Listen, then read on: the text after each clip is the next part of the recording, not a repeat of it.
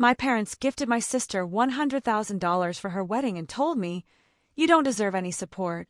So I cut all contact and kept living my life. 3 years later, my sister passed by my $2 million house and called my mother sobbing. Why does she have that? Can you imagine being told, explicitly, by your own parents, that you simply didn't deserve their love or support? That's what happened to me, Sarah, at one of the most vulnerable moments of my life. My sister got a 6-figure wedding, and I got a brutal reality check that would shatter my family forever. What the hell happened next? Let me tell you. I'm Sarah, and for as long as I can remember, my family in Boston looked like the picture of American success. My dad, a respected orthopedic surgeon, and my mom, a tenured English professor, lived in a beautiful colonial house. We went on annual vacations, celebrated holidays. But beneath that polished surface, there was always an unspoken hierarchy, and my older sister, Vanessa, was at the very top. Vanessa, 3 years my senior, was the golden child. She was academically gifted, socially graceful, and eager to follow the life path my parents envisioned. She even looked more like our mom with her honey blonde hair and blue eyes, while I took after my darker-haired dad. But the differences ran so much deeper than appearances. The favoritism started early. For high school, Vanessa went to Phillips Academy, an elite private school costing $30,000 a year. No expense was spared. But 2 years later, when it was my turn, suddenly tuition was too expensive. I was sent to the local public school. "We need to be practical about finances, Sarah," Mom explained, adding, "Besides, you've always been more independent than your sister." That independence wasn't a personality trait, it was a necessity. While Vanessa received constant guidance, I learned to figure things out on my own. When Vanessa turned 16, our parents surprised her with a brand new Honda Civic, big red bow and all. Photos, a special dinner, Dad saying, "You've proven yourself responsible. We're so proud." My 16th birthday? No car. Instead, they suggested I get a part-time job. So I spent my weekends and summers working at a coffee shop, saving every penny for a 10-year-old Toyota with questionable brakes and no air conditioning. "This will teach you the value of hard work," Dad said, as if it had been some grand, intentional lesson. This pattern continued. Vanessa got a trip to Europe after graduation. I was told college was expensive enough. She attended Northwestern, all expenses paid, comfortable apartment, generous allowance. My college applications, a very different conversation. "We've already spent so much on education," my mother explained. "Student loans will teach you fiscal responsibility. Everyone has debt these days." I managed a partial scholarship to Boston University, but still took out substantial loans, working 20 hours a week at the campus bookstore just to keep up. And then there were my choices. I pursued marketing, against their advice. They wanted law or medicine. "Marketing is for people who couldn't get into better programs," my father once sneered at a holiday dinner, not bothering to lower his voice. It stung, every single time. Despite the constant comparisons, I excelled. Dean's List, competitive internships. I made friends who became my chosen family. And in my junior year, I met John. John was studying computer engineering, working at the university dining hall to pay for school. Like me, he'd learned self-sufficiency. His teacher parents made it clear their love was unconditional, but financial support wasn't an option. We connected instantly. While Vanessa and I grew distant, John and I grew closer, studying in the library, sharing cheap meals, dreaming of building something meaningful together. After graduation, I landed a job at a digital marketing agency, John at a software development firm. We moved in together, budgeted carefully, paid down our loans. While Vanessa moved back home for a year, enjoying free housing and leisurely job searching, John and I pushed forward independently. 3 years after graduation, on a hike through the White Mountains, John proposed. No elaborate setup, no expensive ring, just a genuine moment. The ring was his grandmother's, a simple gold band with a small diamond that meant more to me than any extravagant jewelry. "We don't need anything fancy," I told John. "Just something small and meaningful with the people who really care about us." We set a budget of $10,000, our careful savings. Ceremony in a local park, reception at our favorite neighborhood restaurant. Simple, sincere. That was our plan, until Vanessa announced her engagement to Gregory, the son of one of Dad's partners at the hospital. Gregory had never worked a day in his life, living off a trust fund, but he had the right pedigree. My parents were ecstatic. I had no idea this announcement would ignite a fire that would change my family dynamic forever. The evening Vanessa called, my parents threw an impromptu celebration. Expensive catering, champagne they'd been saving, close friends invited with hours' notice. I got a text. Your sister is engaged, dinner at 7 o'clock. Try to be on time. John and I arrived, the house already buzzing. Vanessa glowed, showing off her enormous diamond. Gregory charming, everyone with stories of his 5-star Maldives proposal. Mom fluttered. Dad clapped Gregory on the shoulder like a long-lost son. We are so thrilled to welcome Gregory to the family, Mom announced at dinner. And of course, we want to give them the wedding they deserve. Dad raised his glass. Which is why your mother and I have decided to give Vanessa and Gregory $100,000 toward their wedding expenses. Gasps of approval, Vanessa squealing with delight. I felt John tense beside me, but squeezed his hand. I was genuinely happy for her, even as the stark contrast to our modest plans twisted in my gut. Later, Vanessa pulled me aside, phone in hand. I'm thinking destination wedding in Napa Valley, she gushed, showing me her Pinterest board. 200 guests minimum, designer gown, live band. Oh, and you'll be a bridesmaid, of course. Not maid of honor, though. That's Olivia. Olivia, a college roommate she'd known for less than 5 years. I smiled, pushing down the sting of being relegated to secondary status. That sounds beautiful, Vanessa. John and I are planning something small, but we're really excited too. Oh, her enthusiasm dimmed. When are you thinking of having it? Outdoors. In about 6 months at Riverside Park. Just close friends and family. And yes, outdoors. She looked genuinely confused, like she couldn't fathom choosing something so simple.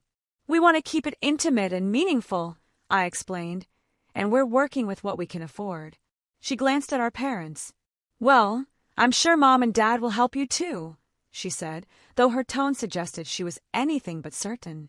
That conversation planted a tiny seed of hope. Maybe my parents would offer some assistance for our wedding, too.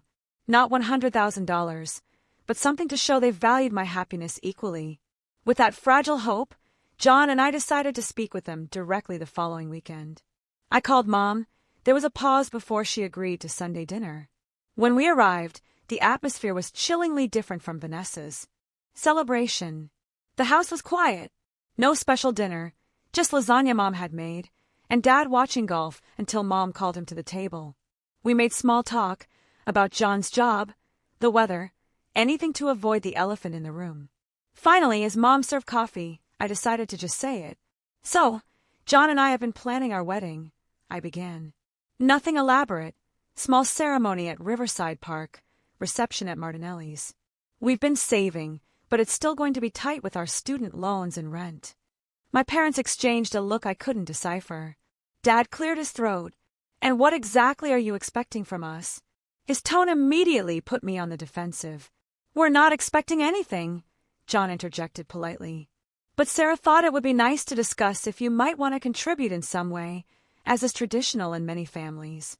Mom set down her coffee cup with a sharp clink. Traditional is for traditional couples, she said, her voice laced with ice. Couples who follow the proper order of things. What is that supposed to mean? I asked, a chill spreading through my chest. Dad leaned forward, hands folded. It means, Sarah, that your sister has always made choices that align with our family values. She attended the right schools, pursued a respectable career path, and is marrying into a family that will enhance her social standing and security. While you, Mom continued, have consistently chosen to do things your own way. You rejected our advice about college. You picked a career in advertising of all things, and now you are planning to marry.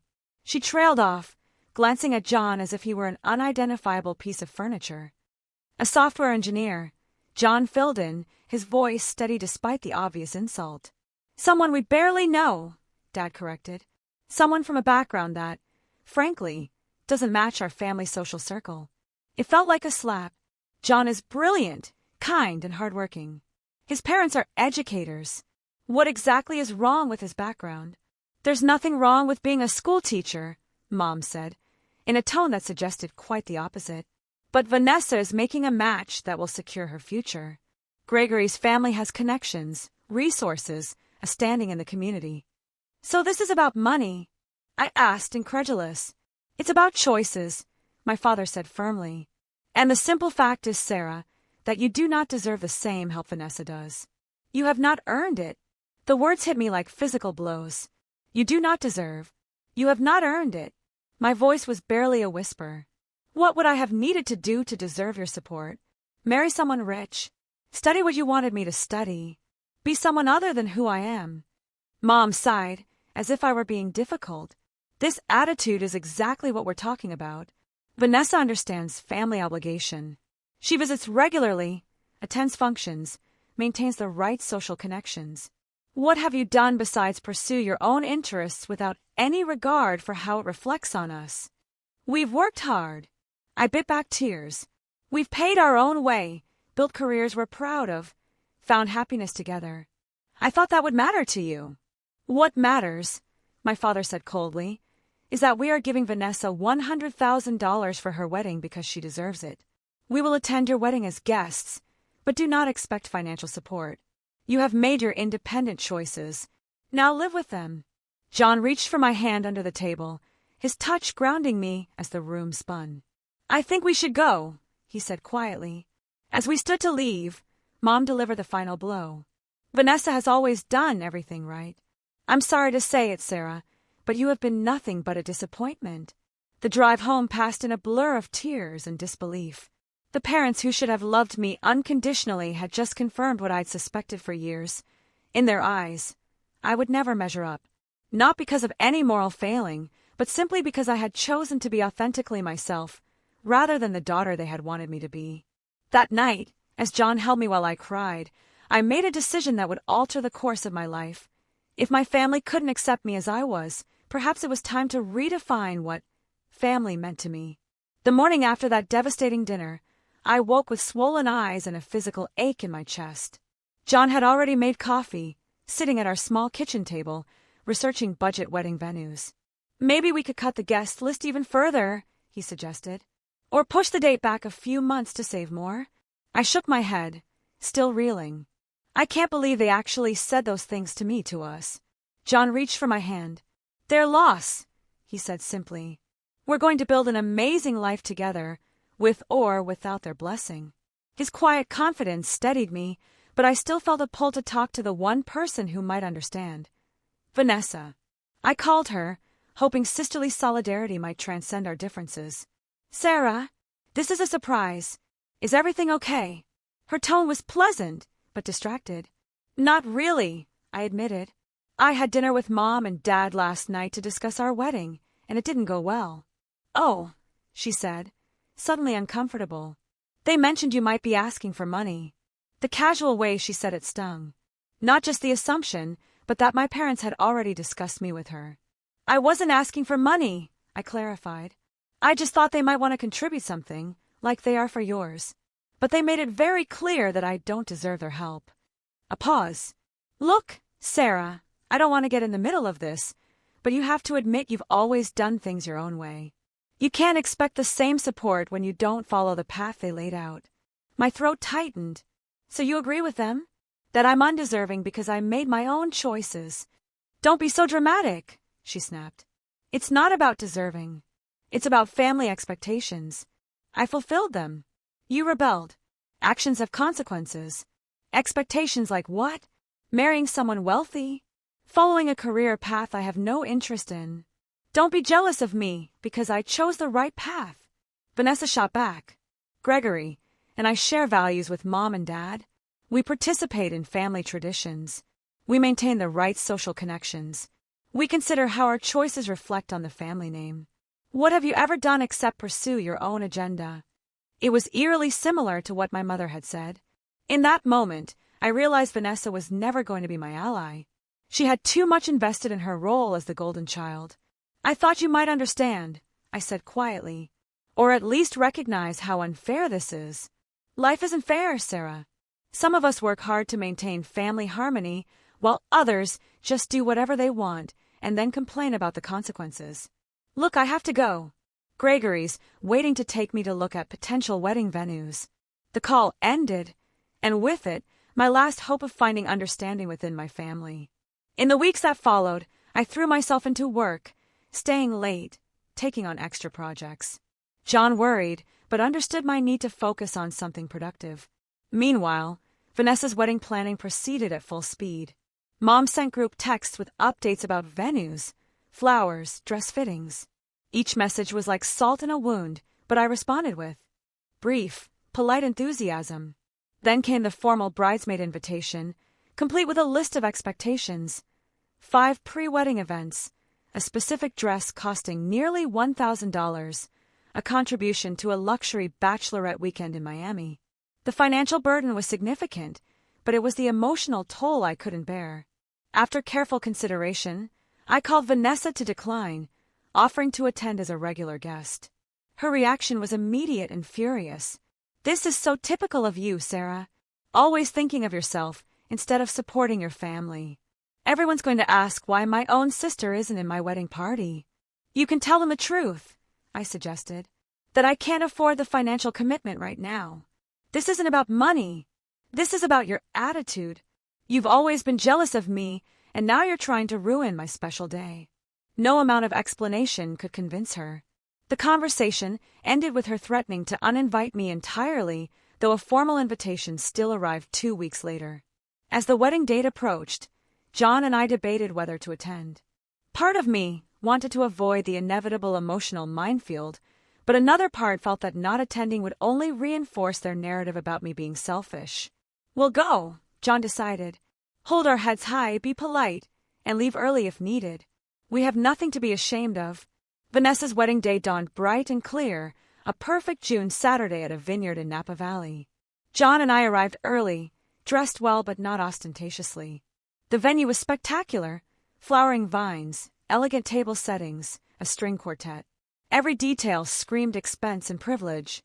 I went to the bridal suite to offer congratulations. Vanessa was surrounded by bridesmaids in identical lavender gowns, stunning in a custom designer dress that probably cost more than our entire wedding budget. "Sarah," she acknowledged me coolly, "I'm glad you could make it." "You look beautiful," I said sincerely. "Congratulations." She accepted the compliment with a nod. "Mom has seated you and John at table 11 with the cousins from Dad's side. I hope that's okay." Table 11, I later discovered, was the farthest from the head table, tucked behind a large floral arrangement. We were seated with distant relatives who seemed confused about who we were. One elderly great-aunt repeatedly asked John if he was the photographer boy. During the reception, my parents made their rounds. When they reached our table, their greeting was cordial but brief. "Sarah, John, glad you could make it," Dad said stiffly, like we were business acquaintances. "Lovely ceremony," I offered. "Vanessa looks happy." "She deserves it," Mom replied. "She has always made us proud." The implication hung in the air, "unlike you." The real knife twist came during the toasts. My father stood, glass raised, and spoke about the joy of watching his daughter grow into an exemplary woman who had fulfilled every hope they had for her. "Vanessa has never taken a misstep," he said proudly. "Every choice, every decision has been thoughtful and aligned with our family values. And now she has found a partner who shares those values and will help her continue our family legacy of excellence." My mother followed, highlighting Vanessa's adherence to tradition and family duty.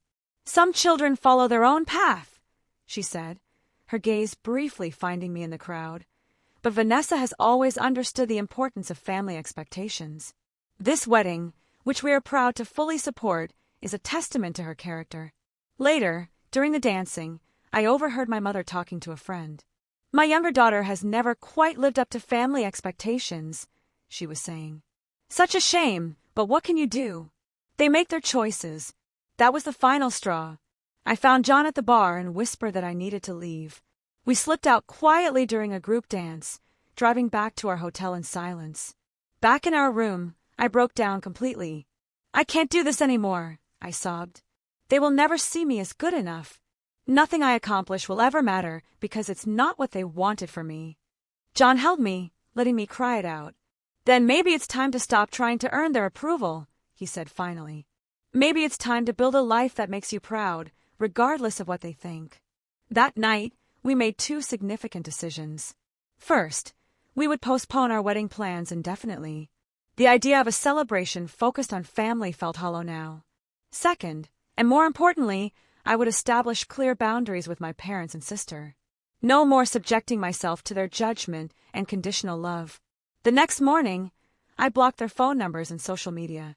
I sent a brief email explaining I needed space and would contact them when I was ready.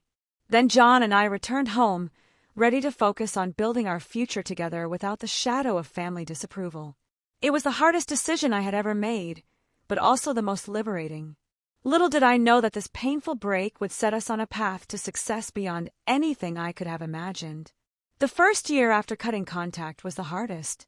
Birthdays, holidays, random Tuesday evenings when a childhood memory surfaced, all became moments of grief. I mourned not just the relationship we had, but the one I'd always hoped we might develop. The silence from their end was deafening. No calls, no emails asking me to reconsider. It confirmed what part of me had always known. Their love had been conditional, based on my compliance, rather than my inherent worth as their daughter. John suggested therapy, and after some reluctance I agreed. My therapist, Dr. Levine, helped me understand the patterns of emotional neglect that had defined my childhood. What your parents did is called conditional parenting, she explained. Love and approval are given only when the child meets certain expectations. It's damaging because it teaches children that their inherent value is tied to performance or compliance. But why did they treat Vanessa differently? I asked, the question that had haunted me for years. Some parents unconsciously designate roles to their children, the golden child, the scapegoat. It says more about their own needs and insecurities than about either of you. Week by week, I began to untangle my sense of self from my family's expectations. I realized that the qualities they had criticized, my independence, my determination to forge my own path, were actually strengths that had served me well. One evening, as John and I discussed my latest therapy breakthrough, he suggested a shift in focus. I know processing your family stuff is important, he said. But what if we also put energy into building the future we want? Not as a reaction to them, but as a positive choice for ourselves. His words resonated deeply. For so long, I had defined myself in opposition to my family's expectations. What would it look like to define myself by my own aspirations instead? The next day, I created a vision board for our life together. Not luxury cars or vacation homes, but meaningful goals, financial independence, work that made a difference, a home that felt safe and welcoming, relationships based on mutual respect and genuine care. John and I both threw ourselves into our careers with renewed focus. I had built a reputation for innovative digital campaigns at my marketing agency. When a major client requested me specifically for their rebranding project, my boss gave me the lead in a small team.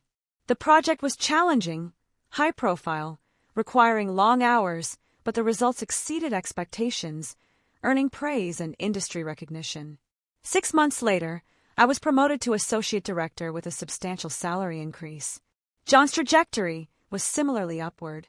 His coding skills and problem-solving abilities caught senior management's attention, and he was tapped to lead the development of a new software platform.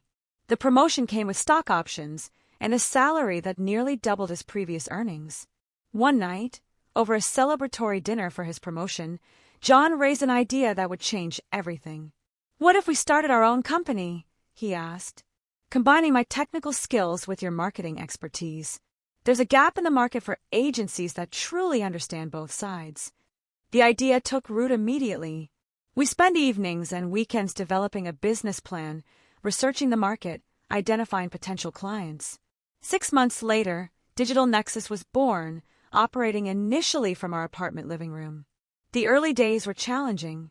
We invested most of our savings into professional branding, a sleek website, essential software. We worked 16-hour days, John on development, me on client acquisition and marketing strategy. Our first client was a small local business owner I'd met at a networking event. She took a chance on us despite our limited portfolio, impressed by our personalized approach and enthusiasm. The project was a success, leading to referrals and gradually, a growing client base. 4 months in, we landed our first major client, a regional restaurant chain needing a complete digital overhaul. The project was complex, high stakes, requiring us to hire 2 freelancers. The pressure was immense. Our reputation and financial stability hung in the balance. The night before the client presentation, we worked until 3 a.m, fine-tuning every aspect. I remember looking across our makeshift home office at John, his face illuminated by the computer screen, and feeling a surge of gratitude. While my biological family had dismissed our potential, we were building something meaningful together. The presentation was a triumph. The client not only approved our work, but referred us to several business partners. Within 6 months, we had enough consistent business to lease a small office space and hire 3 full-time employees.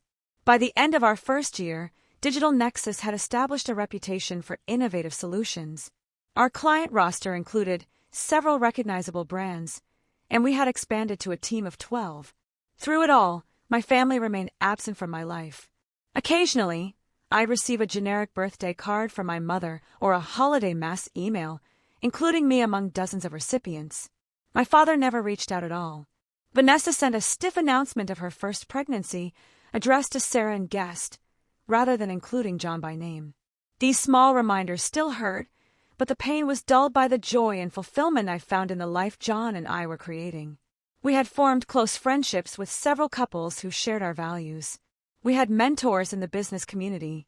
We had built a chosen family that celebrated our successes and stood by us through challenges.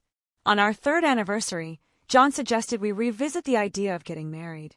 Not a big production, he clarified. Just something intimate with the people who have actually been there for us. 2 months later, we exchanged vows in the garden of our favorite restaurant, surrounded by 20 friends who had become family. My colleague Sophia stood as my maid of honor. John's best friend from college served as his best man. No elaborate floral arrangements or designer attire, just sincere vows and genuine celebration. The total cost came to just under $8,000, a fraction of what Vanessa's wedding had cost. But as we danced under string lights with people who truly cared about us, I knew our celebration held something money couldn't buy: authenticity. I did not invite my parents or Vanessa. The decision brought some sadness, but also a sense of protection for this new chapter. Our wedding would not be tainted by their judgment or conditional approval. The months following our wedding brought unexpected developments for Digital Nexus. A case study we published went viral in industry circles, bringing attention from larger potential clients and investors. Suddenly, we were fielding calls from venture capitalists.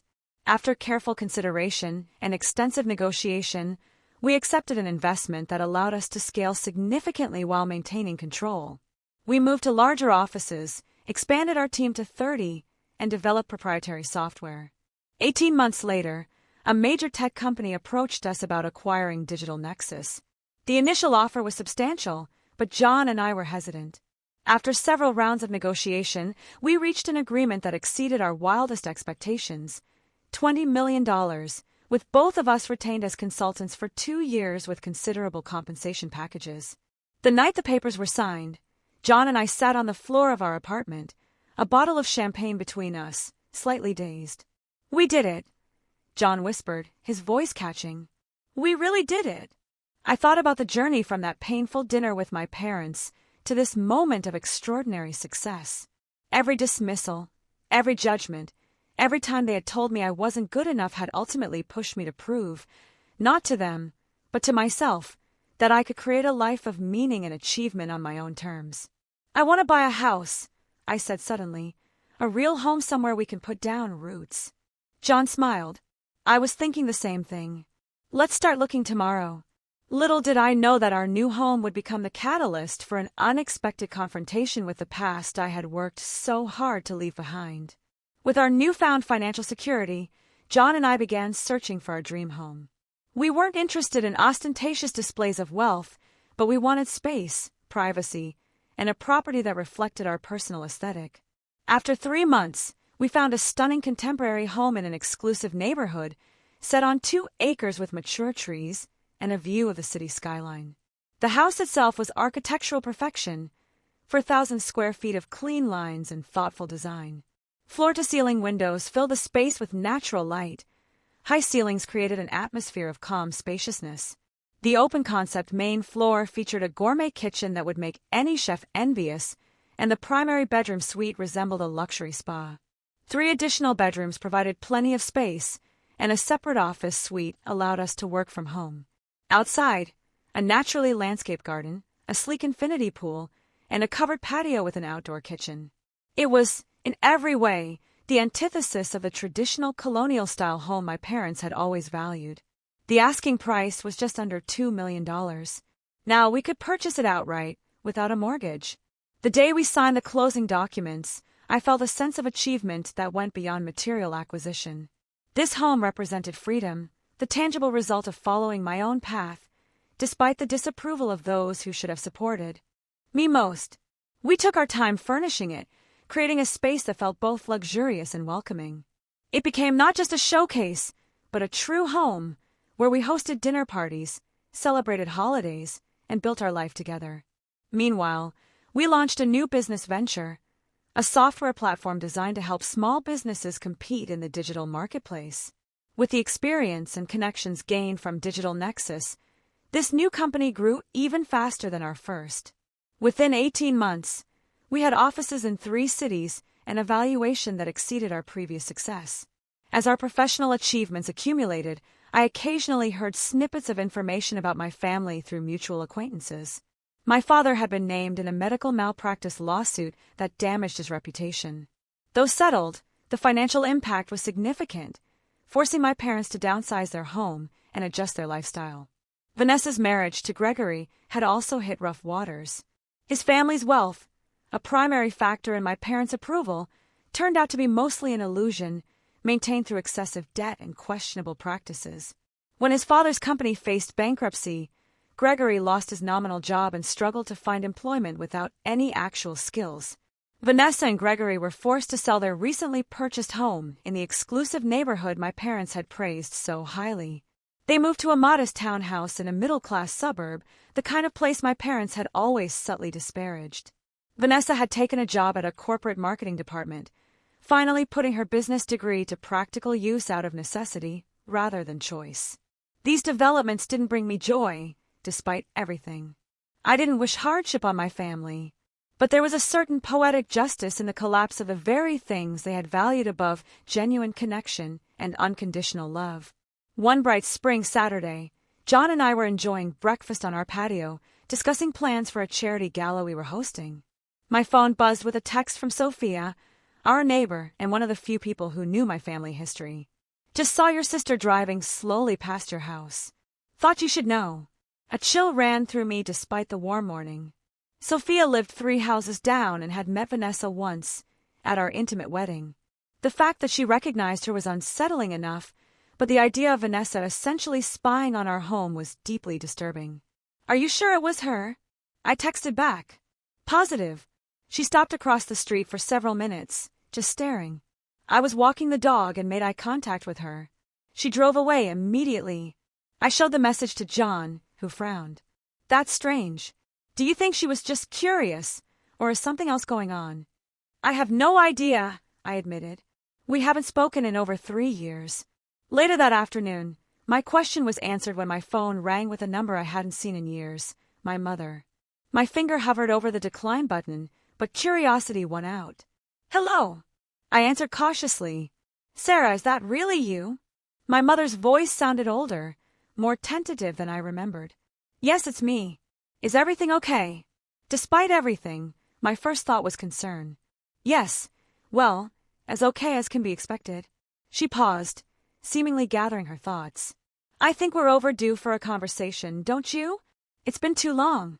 The casual way she referred to our estrangement, as if it had been a mutual decision rather than a response to their rejection, made me grip the phone tighter. "Why are you calling now, after all this time?" I asked directly. Another pause. "We miss you, Sarah. Family should not be apart like this. And well, Vanessa mentioned she happened to drive by your new home today. It looks quite impressive." There it was. Not concern for my well-being or regret for past treatment, but awareness of my financial success. "She didn't happen to drive by," I corrected. "We live in a gated community, 40 minutes from her neighborhood. She would have had to deliberately seek out our address." Well, regardless, my mother continued, glossing over this fact. It made us realize how long it's been since we've seen you. We'd love to visit your new home, reconnect, put the past behind us. I closed my eyes, processing the sudden reappearance of my family. 3 years of silence. Then Vanessa drives by my house, and suddenly they want to reconcile. I need to think about this, I said finally. I'll call you back. John listened as I recounted the conversation, his expression growing more concerned with each detail. It sounds like they found out you're successful, and now they want to be part of it, he observed. The timing is suspicious, to say the least. I nodded. The same thought had crossed my mind. But part of me wondered if I should at least hear them out, not for their sake, but for my own closure. After much discussion, John and I agreed to a limited meeting. I would invite them to our home, establish clear boundaries, and see if genuine reconciliation was possible or if their motives were as self-serving as we suspected. I called my mother back the next day. You can come for coffee this Saturday at 2, I said, keeping my tone neutral. Just to talk. Wonderful, she exclaimed. Your father and I will be there. Should we bring anything? Just yourselves, I replied. And Mom, Vanessa is welcome to come too. There was a moment of silence. Oh, I'll let her know. I'm sure she'd love to see you. After ending the call, I felt a mixture of anxiety and resolution. Whatever happened on Saturday, I would face my family from a position of strength, secure in the life and identity I had built for myself. They no longer held power over my sense of worth or belonging. Saturday arrived with clear skies and mild temperatures. John and I prepared a simple spread of coffee, tea, and pastries, setting everything on the patio overlooking the pool and garden. As the clock approached 2, gate security called to announce visitors. Minutes later, a car I didn't recognize pulled into our circular driveway. My father emerged first, followed by my mother, both looking older than I remembered. Last to exit was Vanessa, her expression difficult to read. John squeezed my hand once before we moved to open the front door. The moment had arrived to face the family that had once told me I didn't deserve their support. Only now, I was standing in a $2 million home that I had earned entirely without them. Opening the door to my family after 3 years felt surreal. My father had more gray in his hair, deep lines around his eyes. My mother looked thinner, her carefully maintained appearance showing signs of strain. Vanessa, holding a designer purse that looked new but was probably from a previous season, had the pinched expression of someone trying very hard to appear unbothered. Sarah, my mother said, stepping forward with arms outstretched, as if the years of silence had been a minor misunderstanding. You look wonderful. I accepted her brief hug without returning it, then nodded to my father and sister. Please come in. Their eyes darted around our entryway, taking in the soaring ceiling, the modern chandelier, the original artwork.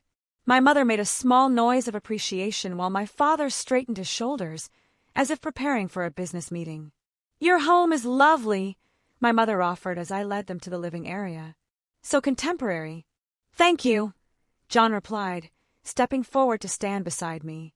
We designed some elements ourselves. My father extended his hand stiffly. John, you're looking well. As are you, sir, John replied with professional courtesy. I gestured toward the patio doors. I thought we could sit outside. The weather's perfect. They followed us out, where the spectacular view provided a natural conversation piece, and the open space prevented any feeling of being trapped. As we settled, an awkward silence fell. I made no move to break it, curious to see how they would begin a conversation they had requested. Well, my mother finally said, reaching for a pastry. This is nice. Family together again. Is it? I asked, my voice calm but direct. Family together again after 3 years without a word. My father cleared his throat. Now, Sarah, there's no need for hostility. We're here to reconnect. I'm not being hostile, I clarified. Just realistic. You wanted this meeting, so I assume you have something specific to discuss. My mother shot a glance at my father. Some unspoken communication passed between them. We've missed you, she said, her voice taking on the placating tone she always used. We think it's time to put the past behind us. What past are we referring to exactly? I asked. The part where you told me I didn't deserve your support? Or the part where you called me a disappointment for making my own choices? Vanessa, who had remained silent, shifted uncomfortably. We all say things we regret in the heat of the moment, she offered. It was not the heat of the moment, I corrected her. It was a consistent pattern throughout my life. And it wasn't just words, it was actions. Or rather, the lack of them. My father set down his coffee cup with deliberate precision. We may have been too harsh. He conceded, the closest thing to an apology I had ever heard from him. But you have clearly done well for yourself. This property, your business success, it's all very impressive. There it was, acknowledgement of my financial achievement, rather than any recognition of the pain they had caused. I noticed he spoke of your business success, rather than asking any specific questions about what John and I actually did or how we had built our companies. We have worked hard, John said, his tone neutral. Built 2 successful companies from the ground up. Yes, we heard about your software venture, my mother said, brightening.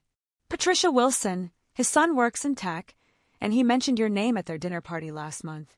We were so proud to say you were our daughter. The irony was almost painful. After years of expressing disappointment, they were now claiming pride in my success, but only after it had been validated by their social circle. Funny, I said, unable to keep the edge from my voice. I don't recall you being proud when I first launched the business. In fact, I don't recall hearing from you at all. My father waved his hand dismissively. Water under the bridge. The important thing is family coming together now. Why now? John asked directly. Why, after 3 years of no contact? The question hung in the air, uncomfortable but necessary. My mother glanced at Vanessa, then back at me. Well, family shouldn't stay estranged, she said vaguely. And when we realized how well you were doing, it seemed silly to maintain old grievances. When you realized how well we were doing, I repeated, after Vanessa drove by our house. Vanessa flushed slightly. It wasn't like that.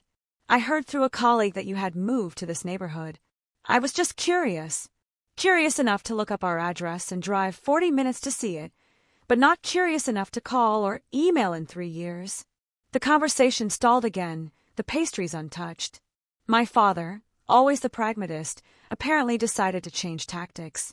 The truth is, Sarah, he said, leaning forward slightly. Our family has hit a rough patch. I don't know if you heard about the lawsuit. I heard, I said simply. He nodded, relieved to skip the explanation. The settlement was substantial. Insurance covered some, but not all. We've had to make adjustments. Dad had to take early retirement, Vanessa added, and sell the house. I'm sorry to hear that, I said and meant it. Despite everything, I took no pleasure in their difficulties. And Gregory's family situation has been challenging as well, my mother continued, glancing sympathetically at Vanessa. The Harringtons are not quite as established as we had believed. Vanessa looked down at her hands. Gregory has been between positions for almost a year now.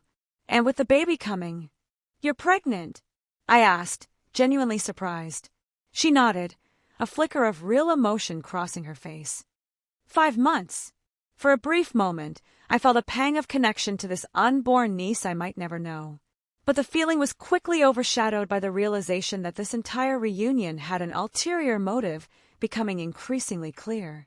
Congratulations, I said sincerely. Children are a blessing.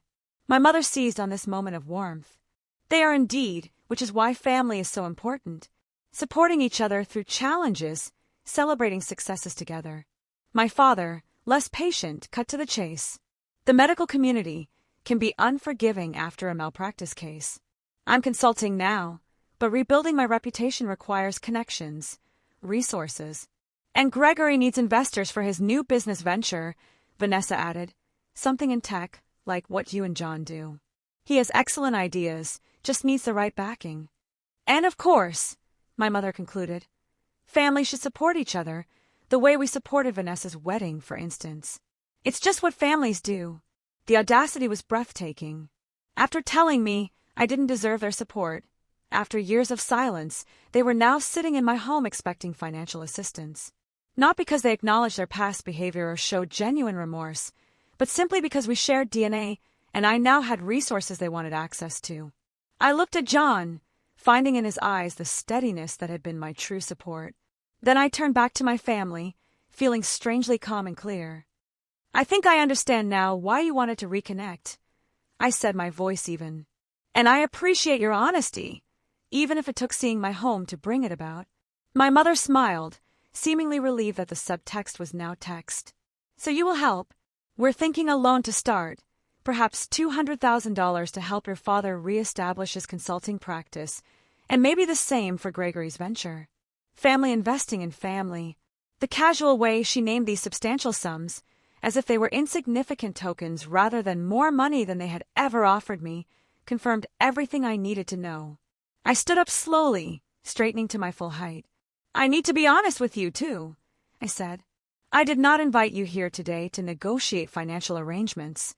I invited you because part of me wondered if genuine reconciliation was possible. My father frowned, sensing the shift. Sarah, don't be dramatic. We're simply discussing practical family matters. No, I corrected him.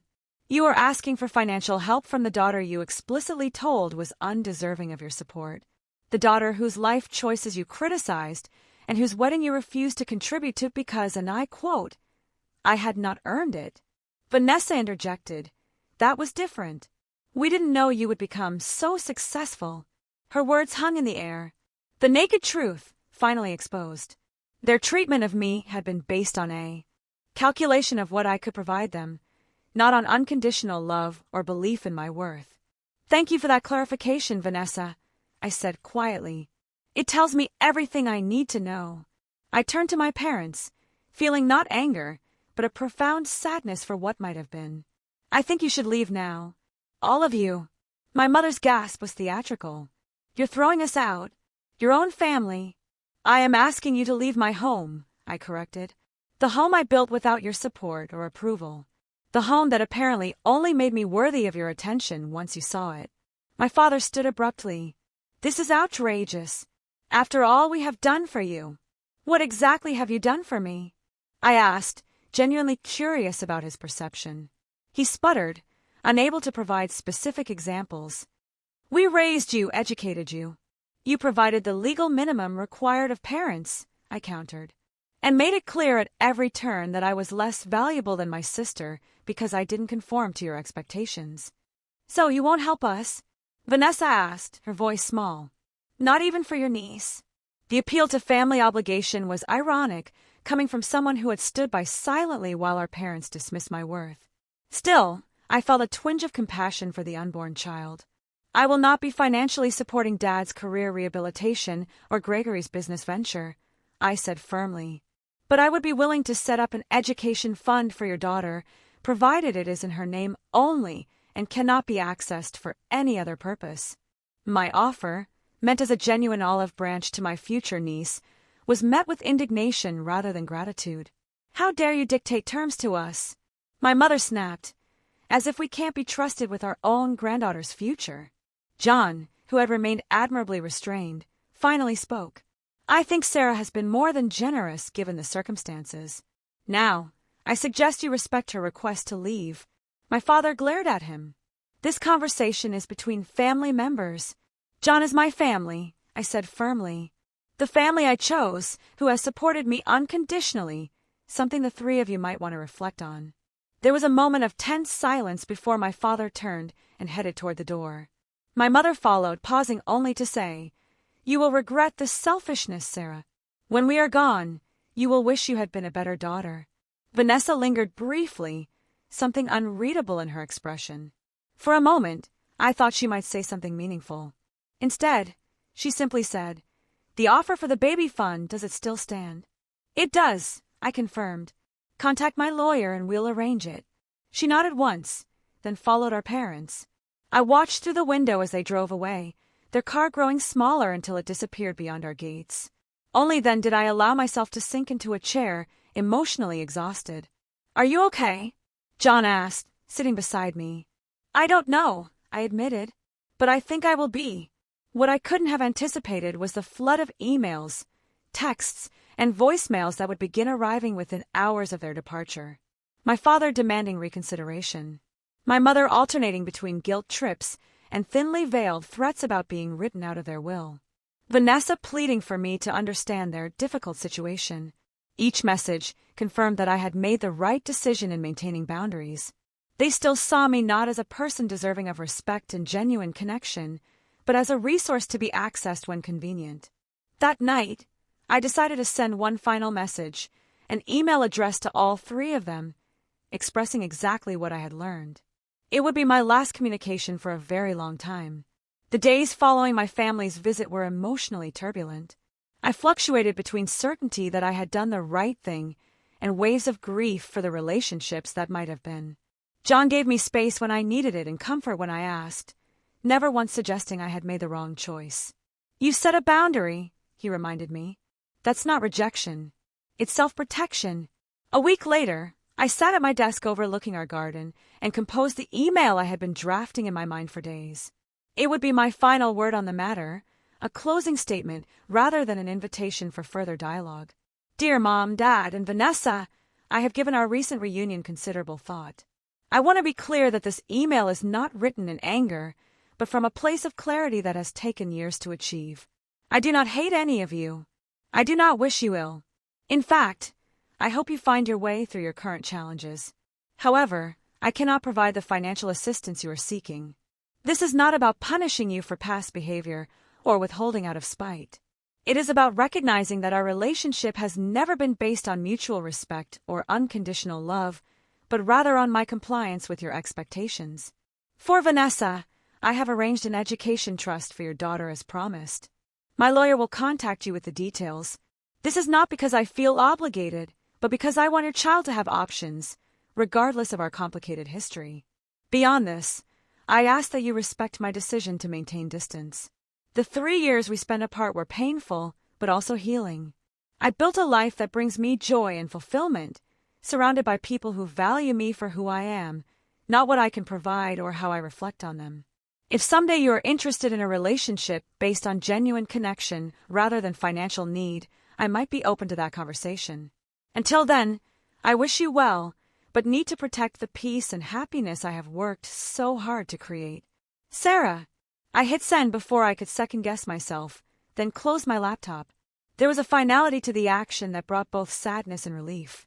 I had said what needed to be said, without cruelty, but also without compromise. The response was predictable. My father sent a terse message calling me selfish and ungrateful.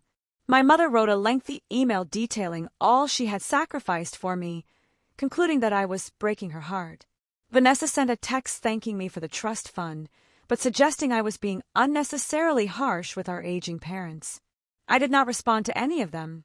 Instead, John and I focused on moving forward with our lives and the positive impact we could make with our success. We established a scholarship foundation for first-generation college students, particularly those pursuing entrepreneurship without family financial support.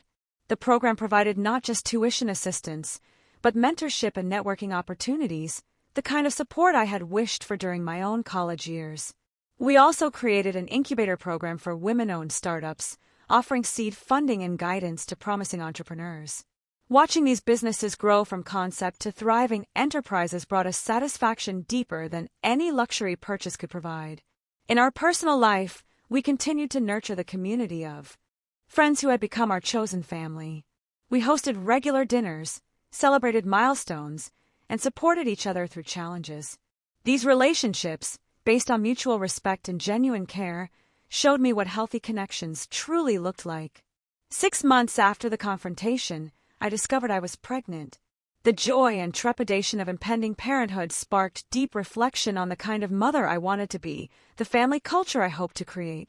I want our child to know they are loved unconditionally, I told John one night as we discussed nursery colors. That their worth is not tied to achievements or compliance. They will know, John assured me, because we both understand how important that is. As my pregnancy progressed, I thought often about the patterns of family dysfunction and how easily they could be perpetuated. I read books on emotionally healthy parenting, joined support groups, and even resumed therapy to process my own childhood experiences before bringing a new life into the world. One evening, sorting through old photographs for a baby memory book, I found a picture of myself at about 7 years old, standing proudly beside a science fair project. My smile was wide, my posture confident. I remember that day clearly, the excitement of presenting my work, the blue ribbon I had won. What I also remembered, with adult perspective, was my parents' lukewarm response. "Second place is nice," my father had said. "Vanessa won first last year, of course." Looking at that hopeful child, I made a silent promise to my unborn baby: "You will never be compared. Your achievements will be celebrated for their own merit, not measured against someone else's standard. Your worth will never be in question." 2 months later, our daughter Emma was born, a healthy 7-pound baby with John's eyes and my determined chin. Holding her in the hospital, I felt a love so pure and unconditional that it highlighted, by contrast, the conditional nature of the love I had received growing up. My parents and Vanessa sent obligatory congratulations cards and a gift for the baby. I sent polite thank you notes, but did not extend invitations to visit. The boundaries I had established remained important, perhaps even more so now that I was responsible for protecting not just myself, but my child. As Emma grew from infant to toddler, I watched with wonder the person she was becoming, delighting in her uniqueness rather than trying to shape her into a predetermined mold. When she showed interest in anything, whether finger painting or building blocks, we encouraged her curiosity without judgment or expectation. On her 3rd birthday, as we celebrated with the close friends who had become her honorary aunts and uncles, I reflected on the journey that had brought me to this point. From the painful dinner where my parents had declared me undeserving, to the creation of a thriving business, to this moment of simple joy watching my daughter blow out candles, supported by people who loved us authentically. The greatest success in my life was not the $2 million home or the profitable businesses, though those achievements were significant. It was building a life aligned with my own values rather than someone else's expectations. It was creating a family culture based on acceptance and support, rather than conditional approval and comparison. Sometimes, the greatest gift we can receive is the rejection that forces us to find our own path. My parents telling me I didn't deserve their help pushed me to prove, not to them, but to myself, that I could create something meaningful on my own terms. Their rejection, painful as it was, ultimately freed me from the constraints of their narrow definition of success. The family we are born into shapes us, but it doesn't define us. Sometimes we must create our own definition of family, gathering people who see our worth and support our authentic selves. And sometimes, the most loving thing we can do for ourselves is to maintain boundaries with those who cannot or will not offer the respect and acceptance we deserve. I don't know if my relationship with my parents and sister will ever heal. What I do know is that I am no longer waiting for their approval or validation. I am too busy living a life that makes me proud, raising a daughter who will never question her inherent value, and contributing to a world that recognizes worth beyond material success or social standing. I didn't build this life to prove anything to my family, but I have come to understand that sometimes the cruelest rejections open the most beautiful doors. You never know how strong you are until being strong is your only option. Have you ever had to choose between family expectations and your own path? How did you handle that difficult decision, and what did you learn? Tell me what you think in the comments below. I really want to know.